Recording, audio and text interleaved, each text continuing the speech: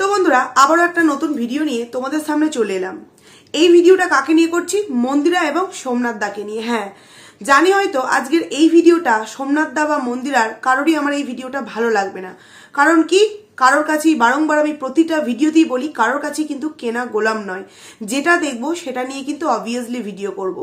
যদি কোনো ক্রিয়েটারের মধ্যে মানে কোনো ব্লগারের মধ্যে ভালো জিনিস দেখতে পাই, অবভিয়াসলি তার প্রশংসা করব, এবং সেই ভালো ব্লগারের মধ্যেই যদি আবার খুবই নিন্দনীয় কিছু জিনিস দেখতে পাই, তাহলে তাকে যতটুকুনি ভাবে বোঝানো যায় ততটুকুনি ভাবে কিন্তু বোঝাবো, কোনো রকম কোনো স্ল্যাং ল্যাঙ্গুয়েজ ইউজ ছাড়া।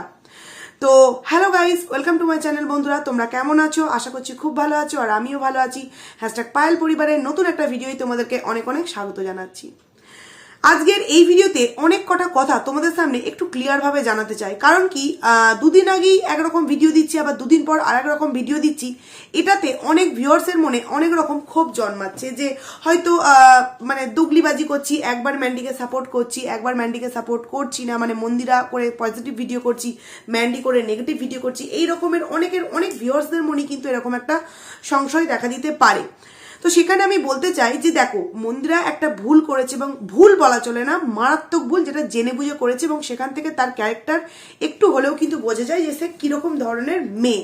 কিন্তু সে যখন একটা ভুল করে সেটাকে ক্ষমা চেয়ে এবং সেই পুরো জিনিসটা থেকে বেরিয়ে এসে নতুন করে নতুন একটা সংসার তৈরি করতে চাইছে, পাশে হাজবেন্ড, শ্বশুর, শাশুড়ি এবং মেয়েকে নিয়ে, পুরো ফ্যামিলিকে নিয়ে, সেখানে তাকে নিয়ে নেগেটিভ কন্ট্রোভার্সি করার কিন্তু কোনো রকম কোনো কিছু মানেই হয় না। তবে হ্যাঁ, অনেকে আছে যে আমি নেগেটিভই করব, মানে তার মাইন্ডটাই এতটা নেগেটিভ যে ভালো জিনিসের মধ্যেও কিন্তু নেগেটিভ জিনিস খুঁজে নিয়ে আসে, যেরকম হচ্ছে ওয়াইটির মোস্ট পপুলার দালাল, সেটা তো তোমরা জানি।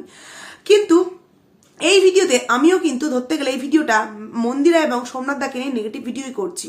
কারণ কি, যেটা নেগেটিভ দেখবো সেটা তো বলবই। প্রথমে বলি যে দুদিনকার আগের ভিডিও, যেটাতে কিনা আমাদের স্পেশাল ভাই, ওয়াইটিতে একজন স্পেশাল দীপ ভাই আছে যেটা কিনা সন্দীপদা দিদি, এবং ওয়াইটিতে একজন ভাই আছে যে কিনা মানে মন্দিরার তরফ থেকে স্পেশাল একজন মানুষ। তো সেখানে সেই ভাই দুদিন আগে একটা গানের শ্যুট করতে গেছিল, যেটা আমরা দেখতে পেয়ে গেছি, এবং সেখানে অনেক রকম অনেক কিছু গানটার মধ্যে মানে অঙ্গি ভঙ্গি দিয়ে বুঝিয়ে দিয়েছে যে সে কাউকে তো কিছু ইশারা করে বলছে, এবং সেই ইশারায় হয়তো সারা তার মিলে গেছে। হ্যাঁ, সেই ইশারায় হয়তো সারা মিলে গেছে, এবং এটাও হয়তো এই ভিডিওটা আমি বলতে বাধ্য হচ্ছি যে আবারও ম্যান্ডি এবং ওই থার্ড পার্সন ব্যক্তি হয়তো আবারও নিজেদের মধ্যে নতুন করে প্ল্যান করে নিজেদের আবার সেই পুরনো ভালোবাসাটাকে নতুন করে চাগাত দিতে চাইছে, নতুন করে চাইছে ওয়াইটিতে একটা ঝড় আসুক এবং সেটা নিয়ে কন্ট্রোভার্সি হোক, যার জন্য নিজেদের তারা হয়তো ভেবেই নিয়েছে যে আমাদের চরিত্র তো একবার বাজারে বিক্রি হয়েই গেছে, একবার তো নিলাম হয়েই গেছে, সেখান থেকে আমাদের কিন্তু কোনো খারাপ কিছু হয়নি। বদনাম এই তো দুদিন আগে বদনাম করেছিল, আবার আমাদের নিয়ে সুনাম করছে। ওই সমস্ত কন্ট্রোভার্সি ক্রিয়েটাররা যারা আমাদের নিয়ে বদনাম করেছিল তারাই আজকে সুনাম করছে। তার মধ্যে আমিও একজন ছিলাম যে পজিটিভ ভিডিও তাদের নিয়ে 2-3 দিন হলো করেছি, যেখানে দেখেছিলাম যে না, তাদের নিয়ে নেগেটিভ কিছু করার নেই, কেন পুরোনো জিনিস নিয়ে আমি তাকে নেগেটিভ ভিডিও করব। তো সেই কারণেই সে হয়তো আবার নতুন করে চাইছে যে আমি কন্ট্রোভার্সি করব। এখন তো আমার দিকে অনেক পজিটিভ কন্ট্রোভার্সি ক্রিয়েটার আছে, কিন্তু একদম ভুল সিদ্ধান্ত, একদম ভুল সিদ্ধান্ত এই সোমনাথ দাই বলো আর মন্দিরা বলো। কারণ কি, আমরা কে কার সাথে কতটা লিঙ্ক আপ আছে আমি জানি না। আমি তো পার্সোনালভাবে কারোর সাথেই কোনো লিঙ্ক করে ভিডিও করি না, যেটুকুনি দেখি বুঝি, আর সমস্তটাই কিন্তু আমার ভিউয়ার্সদের মানে থ্রু, আমার কাছে যে সমস্ত গোপন সূত্র আছে কিন্তু ভিউয়ার্সদের মানে থ্রুতেই, মানে ভিউয়ার্সদের সাথে যে আমার কতটা বন্ডিং, যারা যারা আমার সাথে আছে ইনস্টাগ্রাম বলো, ফেসবুক বলো, তারাই একমাত্র কিন্তু বোঝে। তো সেখান থেকে দাঁড়িয়ে এই যে দুদিন আগে থার্ড পার্সন ব্যক্তি একটা গানে শ্যুট করবার জন্য একটা জঙ্গলে গিয়েছিল, হঠাৎ করে তারই একদিন দুদিন পর কেন ম্যান্ডিকে মানে মন্দিরাকে যেতে হলো ওই জঙ্গলেই। মন্দিরা কিন্তু ভিডিও মানে ওই জঙ্গলে যাওয়ার আগে একটা কথা আমাদের সামনে বললো যে সোমনাথ দা নাকি তাকে 3টে অপশান দিয়েছিল, মানে মন্দিরা দি সোমনাথ দাকে 3টে অপশন দিয়েছিল যে জঙ্গল যাবে, গঙ্গা যাবে, নাকি পুজো দিতে হবে, মানে মন্দির, এরকম কিছু একটা বলেছে, 3টে জায়গা দিয়েছিল। তো সেখানে অপশানে নাকি সোমনাথ দা বলেছে জঙ্গল। তো এই যে কথাটা বললো, এটা আমি বিশ্বাস করতে পারলাম না, যেটা সোমনাথ দা বলেছে জঙ্গল। আবার কোন জঙ্গল? যেই জঙ্গলে কিনা দুদিন আগে এই থার্ড পার্সন ব্যক্তি একটা শ্যুট করেছে, যেটা শুধু আমরা নয়, মন্দিরাও হয়তো দেখেছে, এবং সোমনাথ দা তো অবভিয়াসলি দেখবে, কারণ সে তো তার চিরশত্রু না, সেখানে তো সে কি করছে না করছে, এবং সেটা যখন সে সোশ্যাল করছে সেটা তো অবভিয়াসলি সে দেখবেই। কিন্তু আমার কাছে প্রশ্ন হলো যে যখন জঙ্গল বলা হলো, মন্দিরা যদি জঙ্গলও বলে থাকে তাহলে ওই জঙ্গলটা কি কেন সোমনাথ দা বেছে নিল, যেই জঙ্গলটায় তার চিরশত্রুর মানে তার মানে জীবনটাকে পুরো নষ্ট করার জন্য যে পুরো উঠে পড়ে লেগেছিল। যদি আমি সমস্ত দোষ রাজু মানে থার্ড পার্সন ব্যক্তির দিকেই দিই, তাহলে সেই জায়গাটা কেন ভুলবশতটাকে আমি বলবো না, কারণ সোমনাথ দা যথেষ্ট একটা বুদ্ধিমান ছেলে, সেখানে ভুলবশত কথাটাকে আমি বলবো না, জেনে বুঝে কেন সেই জায়গাতেই নিয়ে যাওয়া হলো যেইখানে দুদিন আগে তার ওয়াইফের বয়ফ্রেন্ড, এখনো পর্যন্ত বয়ফ্রেন্ডই আমরা বলবো, এসেছিল। এইটা কেন করলো? নাকি এই জিনিসটা মন্দিরা আবারও একটা জেদ করলো যে না আমাকে ওই জঙ্গলেই নিয়ে যেতে হবে, এবং শুধু ভিডিওর ক্ষেত্রে বলার জন্য যে আমি অপশান দিয়েছিলাম, সোমনাথ আমাকে নিয়ে এলো এই জঙ্গলে। এই বিষয়টা একটু আমি সোমনাথদার কাছ থেকে ক্লিয়ার করে জানতে চাইছি তার ভিডিওর মাধ্যমে, যে প্লিজ আমার ভিডিওটা যদি দেখো, বা যে সমস্ত কন্ট্রোভার্সি ক্রিয়েটার তারা প্রায়ই এই সমস্ত কথা বলছে, যে তুমি তোমার ভিডিওতে ক্লিয়ার করে বলো যে মন্দিরা যে কথাটা বললো যে তার অপশান ছিল 3টে, তুমি তাকে সিলেক্ট করে একটা অপশান নিয়ে গেছিলে জঙ্গলে, এটা কি সত্যিই সত্য? আমার তো একটু মানতে এটা সত্যি একটু অবাস্তব লাগছে। যদি এটা সত্যিই সত্য হয়ে থাকে তাহলে তো এখানে আমি বলবো যে সোমনাথ দা তুমি জেনে বুঝে নিজের পায়ে নিজেই কুড়ুলটা মারছো। কারণ ওই যে ভিডিওটায় গানটা শ্যুট করার সময় যে সমস্ত লাইনগুলো গানের মাধ্যমে শুনিয়েছে, বা যে সমস্ত ফিলিংসগুলো সে দেখিয়েছে অন্য একটা ছেলের মাধ্যমে, সেই সমস্ত ফিলিংস একটু হলেও কিন্তু ম্যান্ডির মনে মানে মন্দিরার মনে তোমার শিহরণ জাগিয়েছে। দেখো বারবার আগে ম্যান্ডি বলে ভিডিও করেছি, তাই ম্যান্ডি ম্যান্ডি বেরিয়ে যাচ্ছে, এটাতে আবার কেউ কিছু মনে করো না। সেখানে সোমনাথ দা কেন ওখানে নিয়ে যাওয়া হলো? ওই গাছের ডালটার উপরই যেখানে কিনা শ্যুট করা হয়েছে এই থার্ড পার্সন ব্যক্তির তরফ থেকে, সেই গাছের ডালে বসি দুজনে কিন্তু টাইম মানে কাটাচ্ছিল। ওই ভিডিওটাতে তোমরা দেখলে দেখতে পাবে ওই জঙ্গলে গিয়ে তারা কিন্তু খুব একটা এনজয় করেনি, তার ভালো লাগেনি। মন্দিরা যে বললো ইদানিংটা নাকি তার জঙ্গল ভালো লাগছে, এই কথাটা আমার একটু বড্ড রহস্যজনক লাগলো, যে এই রিসেন্ট তার জঙ্গল ভালো লাগছে। কই এর আগে তো কোনো জঙ্গলে গিয়ে তাকে আমি ঘুরতে দেখিনি, এই ফার্স্ট টাইম দেখলাম তার যে জঙ্গল ভালো লাগছে, এই ফার্স্ট টাইম দেখলাম এরকম একটা নির্জন জঙ্গলে গিয়ে, যেখানে কোনো রকম কোনো মানে কি বলবো কোনো কিছু চারিদিকে আওয়াজ নেই, পশু পাখি ছাড়া সেরকম আর কিচ্ছু নেই। আর তারা সেখানে গিয়ে যে খুব মানে এনজয় করেছে এরকম কিন্তু কিছুই দেখলাম না, দুজনে চুপচাপ বসেছিল। তাহলে কি তারা ইচ্ছা করে নয়তো কন্ট্রোভার্সি ক্রিয়েটারদের কন্টেন্ট হাতে তুলে দিচ্ছে যে হ্যাঁ আমাদেরকে নিয়ে কন্ট্রোভার্সি করো, কারণ আমরা আমাদের চরিত্র বিক্রি করে কোনো আমাদের ক্ষতি করিনি, বরঞ্চ লাভবান হয়েছি, অনেক টাকা আমরা ইনকাম করতে পেরেছি। এইটা একটা পয়েন্ট হতে পারে।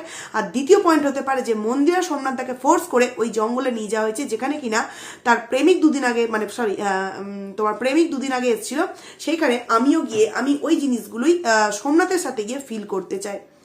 এই জিনিসটা খুবই কিন্তু একটা যেমন একদিকে একটা মানে কি বলবো রহস্যজনক বিষয়, যে তার মানে কি মন্দিরা আর এই থার্ড পার্সন ব্যক্তির আবার কি নতুন করে কিছু চক্কর চলছে, নাহলে ওই জায়গাতেই কেন সিলেক্ট করা হলো? আর কি ওই চত্বরে কোনো জঙ্গল ছিল না? আর যেহেতু তারা জানতো ওই জঙ্গলে ওই থার্ড পার্সন ব্যক্তি শুটিং করতে গেছে, তাহলে তো কিছুদিন পরেও ওখানটা যেতে পারতো, বা ওইখানে গেছে ওইটা আমাদের সামনে ভিডিও করে নাও দেখালেও পারতো, যে না এটা ভিডিও করলে কন্ট্রোভার্সি হবে, আমাদের ইচ্ছা করেছে এই জঙ্গলে আমরা যাব, আমাদের মতো সময় কাটাবো, তবে হ্যাঁ এটা আমরা ভিডিওতে দেখাবো না। কিন্তু সেটা না করে করলো কি আমাদের সামনে ওটা দেখালো। এখানে আমি তো বলবো যে দুজনকে নিয়ে অবভিয়াসলি কন্ট্রোভার্সি ক্রিয়েটারদের কন্টেন্ট দিয়েছো, তাই আমরা কন্টেন্ট করছি। এরপর তুমি কোনো কমিউনিটি পোস্টে যদি বলো যে থার্ড পার্সন ব্যক্তির সাথে তোমার এই মন্দিরাকে টানাটানি করো না, এটা কিন্তু ঠিক না, কারণ তোমরা আমাদেরকে কন্টেন্ট দিচ্ছ, সেখানে আমরা কি করে মুখ বন্ধ করে থাকবো বলো? এরপর আসছি আরো একটা পয়েন্ট। দেখো সোমনাথ দা মন্দিরা এরা দুজনেই কিন্তু কিছু কিছু নেশায় খুবই আসক্ত। তো সেই সময় আমরা জানতে পেরেছিলাম যে সেই নেশাগুলো হয়তো সোমনাথদার মধ্যে থাকলেও ম্যান্ডির মধ্যে সেইভাবে কিন্তু ছিল না। কোনো একটা ঘটনা বশত সেই জিনিসগুলো একটু করে তাদের মনে অনেকটা জায়গা নিয়ে নিয়েছিল ওই নেশার জিনিসগুলো। কিন্তু এই জিনিসটা এখন আজকে যা মানে এই এখন যা দেখতে পাচ্ছি, কালকে একটা লাইভ 1 মিনিট 54 সেকেন্ডের একটা লাইভ দেখেছিলাম, যেটা দেখি আন্দাজ করে নিয়েছিলাম যে মানে অনেক রাত্রে দেখেছি, তো সেই সময় ভিডিও দেওয়া সম্ভব হয়নি, মানে হতো না এটাই। তো সেই সময় আন্দাজ করে নিয়েছিলাম যে পুরোপুরি একদম তাদের চোখ মুখ দেখে, বিশেষ করে মন্দিরার হাব ভাব দেখে বোঝা যাচ্ছিল যে ও অ্যাকচুয়ালি কি অবস্থায় আছে। তারপর আজকে যখন ভিডিওটা দেখলাম জাস্ট অবাক হয়ে গেলাম যে এরকম একজন ব্লগার যে কিনা এত নোংরামো করার পর একটা মিট আপ রাখলো, যেখানে কিনা এত মানুষ তার মানে ভুলটা সংশোধন করে নিয়েছে বলে আবারও তাকে ভালোবাসার জন্য ছুটে গেল, তার কাছে ভালোবাসি এই কথাটা বললো, জড়িয়ে ধরলো। তারপরেও কি করে এরা সোশ্যাল মিডিয়ায় এসে এতটা নোংরামো ছড়াতে পারে? হ্যাঁ বলতে বাধ্য হচ্ছি, কারণ কি প্রথমত একটা জায়গা দেবে পুরো ভিডিওটা মানে যেখানটা ওই পার্টিটা স্টার্ট হয়েছিল সেখান থেকে একটা জায়গা পুরোপুরি ব্লার করা ছিল। ওই জায়গাটা কিসের গ্লাস বা কিসের বোতল ছিল তোমরা বুঝতেই পারছো। সেকেন্ড কথা হচ্ছে লাস্টের একটা পোর্শন যেখানে কিনা মন্দিরা সোমনাথদার হাতটা ধরে টানছে, মানে কোনো হুঁশ জ্ঞান, কোনো নিজেদের মধ্যে মানে কি বলবো একটা কি নেই, কোনো নিজেদের মধ্যে ঠিক নেই যে আমরা কি করছি। ঠিক আছে, মানছি তোমরা ওই সময় একটা অন্যরকম মুডে ছিলে, ওই ভিডিওটা তোমরা শ্যুট করেছো, কিন্তু তা বলে তোমরা ওটাকে এডিট করলে না। এডিট যখন করেছো তোমাদের নিশ্চয়ই হুঁশ ছিল, এডিটটা কেন করা হলো না? এই থেকেও প্রমাণ হচ্ছে যে নচেত কন্ট্রোভার্সি ক্রিয়েটারদের কন্টেন্ট করতে বলা হচ্ছে যে তোমরা কম কন্টেন্ট করো, আমরা ভিউজ পাবো, আমরা টাকা ইনকাম করব। আর নচেত তো কিছু একটা আবারও ভেতরে জলগোলা চলছে, যেটাতে নয় মন্দিরা সোমনাথদাকে বোকা বানাচ্ছে, নয়তো সোমনাথদা মন্দিরাদিকে এবার বোকা বানাচ্ছে। কিছুটা একটা হতে পারে, কিছু একটা হতে পারে। এরপর দেখো একটা কথা বলি, এই যে মন্দিরা অনেক রকম ওইখানে হাব ভাব চাল চলন কথাবার্তা বলছিল এবং সেটা আবার সোশ্যাল মিডিয়ায় জাহির করে দেখাচ্ছে। এরপরেও আশা রাখে কি করে যে আমাদের মতো কন্ট্রোভার্সি ক্রিয়েটারদের কাছ থেকে বা ভিউয়ার্সদের কাছ থেকে ভালো ভালো কমেন্ট পাবে? কখনো কি এটা সম্ভব? কারণ আমরা যেমন কন্ট্রোভার্সি ক্রিয়েটার, আমরা কারোর কাছে কেনা নয়, যে কেনা, তেমনি ভিউয়ার্সরাও কিন্তু এই ব্লগারদের কাছে কিন্তু কেনা না। তাদের যেটা মনে হবে তারা কিন্তু সেটা বলবেই। এবং তোমরা মন্দিরার ওই ভিডিওটা দেখেছো নিশ্চয়ই, একটাও কিন্তু ভালো কমেন্ট আসেনি। মানছি 31 ডিসেম্বর সবাই এনজয় করে, সবাই আনন্দ করে, অনেক সবাই আছে এই জিনিসগুলো কিন্তু করে, কিন্তু তারা কিন্তু সোশ্যাল করে না এই বিষয়গুলোকে। একটা ছবি ছাড়তেও কিন্তু অনেকে লজ্জাবোধ করে যে না আমরা আজকে স্পেশাল দিনের ওই জিনিসগুলোকে হাঁটিয়ে তারপর ছবিটা দেব। কিন্তু এখানে একটা জিনিস দেখলাম যেটা কিনা ব্লার করে রাখা হলো, অথচ ভিডিও করার আগে অন্তত এটা তাদের বোঝা উচিত ছিল যে না আমরা এই জিনিসগুলোকে সরিয়ে দেবো এখান থেকে। কারণ কি এইরকমই একটা ফুল এটা করে একটা এমন লাইভ করেছিলাম যেখানে আমার বইয়ের চরিত্র পুরোপুরি বিকৃত হয়ে গেছিল অনেকদিন ধরেই। এরপর আমার বইয়ের শারীরিক যে একটা কি বলবো গঠন পুরোপুরি সেটাও বিক্রি হয়ে গেছে। আর এর থেকে ক্লিয়ার করে আমি বলতে পারলাম না। সেই জায়গায় দাঁড়িয়ে কেন তারা এই জিনিসটা সোশ্যাল মিডিয়ায় দেখালো এত বড় একজন ব্লগার হয়ে? এটা মেনে নিতে পারছি না, তাই এই নেগেটিভ কন্ট্রোভার্সিটা করতে বাধ্য হচ্ছি যে এরপরে তুমি যদি তোমার কমিউনিটি পোস্ট বা ভিডিওর মাধ্যমে এমন কিছু কথা বলো, সেখানে তোমাকে নিয়ে তো পজিটিভ ভিডিও করার কোনো রকম কোনো কিছু মানে আর কথাই নেই, কথাই থাকে না। যখন তোমার একটা ভিডিওর মধ্যে তার শাশুড়ি মাকে একটা জিনিস দেখেছিলাম ধরে থাকতে, সেই নিয়ে বলা হয়েছিল বলে অনেক দিক থেকে মানে সোমনাথদার তরফ থেকে অনেক কমিউনিটি পোস্ট বা ভিডিওর মধ্যে কথা ছিল যে তোমার আমাকে নিয়ে বলো, আমার বউকে নিয়ে বলো, কিন্তু আমার মেয়ে বা ফ্যামিলিকে নিয়ে বললে ছেড়ে কথা বলবে না। কিন্তু দেখো আমরা কন্ট্রোভার্সি ক্রিয়েটার, তোমরা দেখাবেই বা কেন এমন কিছু জিনিস, তোমরা সোশ্যাল দেখাবেই কেন যেটা সবাই নিয়ে কন্ট্রোভার্সি করতে পারে এরকম জিনিস দেখাবেই কেন? তোমরা চাইছো আমরা এটা দেখাবো, কারণ বারংবার একটা কথা আমি বলছি, ভিডিও শ্যুট করার সময় শ্যুটটা আমরা করে নিচ্ছি ঠিক আছে, এডিটটা যখন আমরা করছি তখন তো আমাদেরকে মনোযোগ দিয়ে করতে হবে। যখন আমার গুটা এতটাই গন্ধ তখন তো আমাকে এডিটটা অন্তত খুবই মনোযোগ দিয়ে করতে হবে। ওই যে হাতটা ধরে টানছিল, কতটা বেহুশ হলে এই ধরনের হাবভাবগুলো, এই ধরনের অ্যাটিটিউডগুলো করা যায়? এবং সেখানে এইভাবে নাচ করাচ্ছে, ওইভাবে নাচ করাচ্ছে, নিজের মধ্যে কোনো সেন্স নেই। একটা ভদ্র মানে বলতে বাধ্য হচ্ছি, একটা মানে ব্রাহ্মণ বাড়ির বউ, একটা শ্বশুর শাশুড়ি ওই বাড়িতে উপস্থিত, নিচই ছোট বাচ্চা আছে, সেখানে কিনা এই ধরনের পার্টি সত্যিই মানায় না।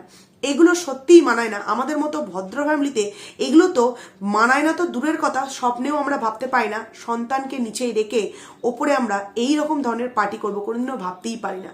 হয়তো এদের পয়সা আছে বা পয়সা হয়েছে, তাই এরা এখন অনেক কিছু নিজেদেরকে মনে করছে। দেখো এই কথাগুলো সোমনাথদা বা মন্দিরা তোমরা কেউ বাজেভাবে নিও না, একবার জাস্ট ঠান্ডা মাথায় ভেবে দেখো তো যে দুদিন পর যখন এই জয়ী কি প্রশ্ন করবে যে তোর মা নয় একটা ভুল করেছিল, কিন্তু তোর মা বাবা যে বিষয়গুলো করছে দিনের পর দিন, এই যে ছাতে উঠে এই করে ওই করে সেই করে, এমনকি তোর মা বাবা শুধু নয়, তোর পিসি, তোর বাবার বন্ধু বা বন্ধুর বউ, এরা যে এই জিনিসগুলো যে করছে এগুলো কি ঠিক করছে? তো তুইও তো ঠিক ওই ক্যারেক্টারই মেয়ে, মা বাবাকে তুই যেমন দেখে শিখবি তুইও তো ঠিক তেমন ক্যারেক্টারেরই হবি, তাই না? মানে আঙুলটা তুলে দিচ্ছ, কিন্তু তোমরা মা বাবা হিসেবে প্রথমে আঙুলটা তোমরাই তুলে দিচ্ছ যে হ্যাঁ আমার মেয়েকে তোমরা প্রশ্ন করবে, সেই রাস্তাটা আমরাই খনন করে দিচ্ছি। তাহলে সেখানে শুধু আমরা নয় কন্ট্রোভার্সি ক্রিয়েটার বাদ দিচ্ছি বলা, কিন্তু গ্রামের লোক, পাড়া প্রতিবেশী, ভিউয়ার্স, এদেরকে কি করে মুখ বন্ধ করবে? কন্ট্রোভার্সি ক্রিয়েটারকে একটা স্ট্রাইক, একটা অন্য কিছু ভয় দেখিয়ে, থ্রেট দেখিয়ে তোমরা মুখ বন্ধ করতে পারবে, কিন্তু কোনো ভিউয়ার্সকে, কোনো পাড়া প্রতিবেশীকে, কোনো রিলেটিভকে তোমরা কিভাবে মুখ বন্ধ করবে? কারণ নিজেরাই তো এই জিনিসগুলো আমাদের সামনে তুলে ধরছো যে দেখো নিচুই আমার একটা বাচ্চা মেয়ে, সেখানে কিনা আমার মা বাবা ওই বাড়ির উপস্থিত, এত এত বাড়িতে মানে বাড়ির ওপর দিয়ে এতটা ঝড় বয়ে গেছে, অপমান হয়েছে, বাবা মাকে রাস্তায় দেখলে সবাই মানে কটু কথা ছাড়া ভালো কথাটা বলে না। সেখানে মন্দিরা তো রাস্তা দিয়ে গেলে মনে হয় তাকে দেখে সবাই কি বলো থুতু ফেলে, এরকমই একটা সময় তাদের মধ্যে দিয়ে গেছে। তারপরেও তারা এত বড় একজন ব্লগার হয়ে এই ধরনের নোংরামোগুলো কি করে করতে পারে। আজকে দালালের ভিডিও দেখলাম, সেখানে তার বোন সম্পর্কে অনেক কথা সে বলতে চাইছে। সে ইনডাইরেক্টলি বুঝিয়ে দিল যে তার বিয়েটা কিভাবে হয়েছিল, তার আগে কি ছিল, তার পরে কারোর সাথে কি রিলেশন, তার হাজবেন্ড কি করে, এই সমস্ত কিছু ইনডাইরেক্টলি কিন্তু এই দালাল জানিয়ে দিল। তো এখানে আমি একটা কথা বলতে চাইছি যে এই যে মন্দিরা যে জিনিসটা করেছে খুব একটা কিন্তু ভালো কাজ করেনি। নিজের সাথে নিজের একটা শত্রুতাপনা হয়েছিল, হাজবেন্ডের সাথে নিজের জিনিসগুলো বলেছিল ঠিক আছে, কিন্তু নিজের ননদ সম্পর্কে এই সমস্ত কথা বলার কি কোন রকম কোনো মানে হয়? আর যদি বলেও থাকে, সেখানে এই যে দালাল তাকে তো বিশ্বাস করে, তাকে তো পার্সোনাল বন্ধু ভেবে, দিদি ভেবে এই কথাগুলো বলেছিল, সে এখন কেন আউটবাস্ট করছে এগুলোকে? কারণ তার দুদিন আগেকার ভিডিওতেই দালাল বলেছিল যে ঠিক আছে চল ভিডিও টু ভিডিও কন্টেন্ট দেবো।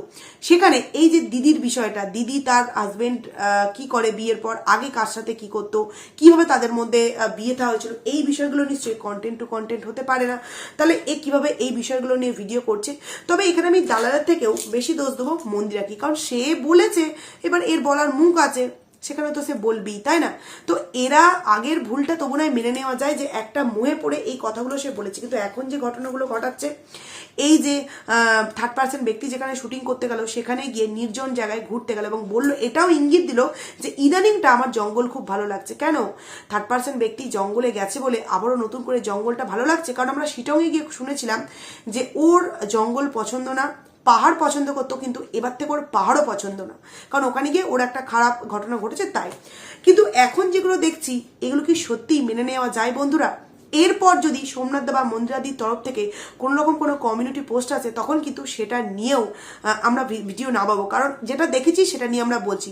তো আমার তরফ থেকে সোমনাথদার কাছে একটাই রিকোয়েস্ট হলো যে মন্দিরা কি সত্যি জঙ্গলে তিনটে অপশন দিয়েছিল, নাকি তুমি সিলেক্ট করে জঙ্গলটাকে নিয়ে গেছো? আমার তো একটু বিশ্বাস করতে সত্যি ডাউট লাগছে যেটা সোমনাথদা নিয়ে গেছে, কারণ তারা ওখানে গিয়ে কোনো রকম কোনো কিছু এনজয় করেনি।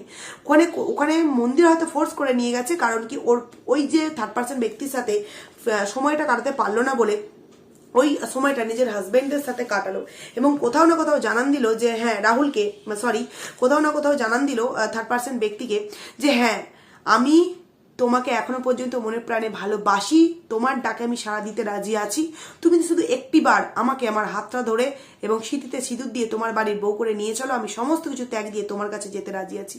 নাহলে এতটা মিল কি করে হতে পারে বন্ধুরা? এদিকে থার্ড পার্সন ব্যক্তিও স্যালাড খায় না, মানে মন্দিরাও স্যালাড খায় না, থার্ড পার্সন ব্যক্তিও জঙ্গলে শ্যুট করতে যায়, মন্দিরাও জঙ্গলে ঘুরতে চলে যায়। থার্ড পার্সন ব্যক্তির জঙ্গল ভালো আগাগোড়ায় লাগতো, ম্যান্ডির ভালো লাগতো না, এখন হঠাৎ করে আবার জঙ্গল ভালো লাগতে শুরু করলো, লাইভে এসে নোংরামো করা শুরু করলো। মানে সে আবারও আগের ম্যান্ডিকে আমরা দেখতে চাইছি কি? না, দেখতে চাইছি না, কিন্তু এরা দেখাতে চাইছে এরপর ভিডিও না বানালে কিন্তু তারপরেই কিন্তু আমরা খারাপ হয়ে যাব।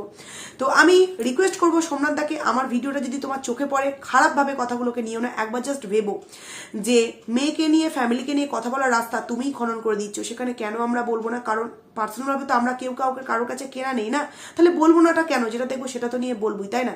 তো নিজেরা সাবধান হোক। সাবধান হওয়ার পর যদি তোমাকে নিয়ে কেউ নোংরা কন্ট্রোভার্সি করে, অবভিয়াসলি তার সাপোর্ট না করে তাকে নিয়ে বলার জন্য তো অবভিয়াসলি আছে, কিন্তু যখন দেখবো তোমরা নিজেরা একজন এত বড় ইউটিউবার হয়ে নোংরামিটা ছড়াচ্ছ, তখন তো বলবো। আর একটা কথা বলতে বাধ্য হচ্ছি, যাই 4 লাখ সাবস্ক্রাইবার কমপ্লিট হয়ে গেল, আবারও সেই 5 লাখ করার জন্য নোংরামোটা শুরু করে দিলে। কারণ কি, কিছুদিন আগেই দেখেছিলাম খুব সুন্দরভাবে ব্লগিং দেওয়া হচ্ছিল, খুবই সুন্দরভাবে, একদম একটা সুন্দর পরিবার, সুন্দর বন্ডিং, হ্যাপি ফ্যামিলি।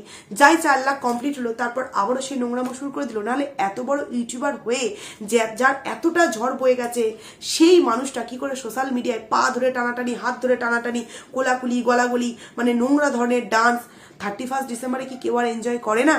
শুধু কি তাদের জীবনেই এনজয় আছে? আর এত কিছু ঘটার পরেও এই এনজয়টা আসে কি করে আসে? এটাও একটু ভাবার বিষয় বন্ধুরা।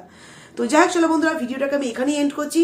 কেমন লাগলো তোমরা অবভিয়াসলি কমেন্টস করে জানিও। আর একটা কথা বলছি, তোমরা যারা বলছো যে একবার এদিক একবার ওদিক, না, যেটা যখন দেখি সেটা নিয়েই বলি, মানে এদিককেও সাপোর্ট করি না, ওদিককেও সাপোর্ট করি না, আবার এদিককেও সাপোর্ট করি, ওদিককেও সাপোর্ট করি, কারণ কি যখন যেটা দেখবো সেটা নিয়েই কিন্তু বলবো।